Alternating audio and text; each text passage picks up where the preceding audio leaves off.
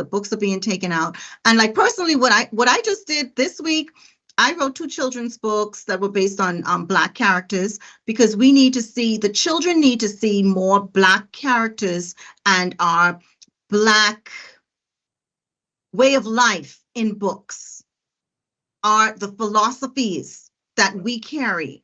Those stories need to be told. The things that are our values, they need to be in books, because they're not.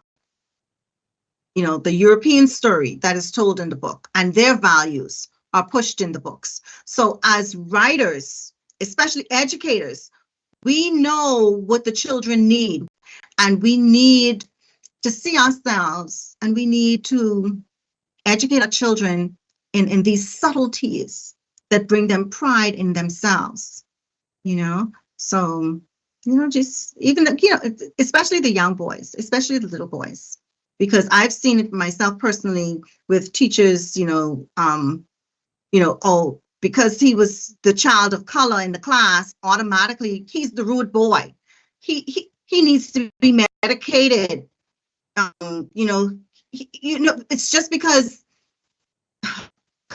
has shown them that the Black male is aggressive, that, it's telling them they're aggressive, they can't manage their emotions and all these other things. And so they're targeted in the classroom. But then when you put another person, a person like a woman of color, a person of color to deal with that child, the whole child shifts. I've seen that personally. Tell me about what you might describe as complexity or complacency on our part, in the sense that now we might say, okay, there is not enough writing about us. Just like, for example, in one of my interview, I was talking to a historian, a lecturer in the US, talking about African history.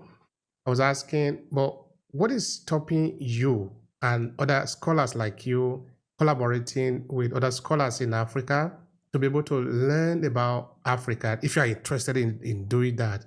Because there are a lot of Erasmus going on between students in the United States and European country to learn about ancient Greek, ancient Rome,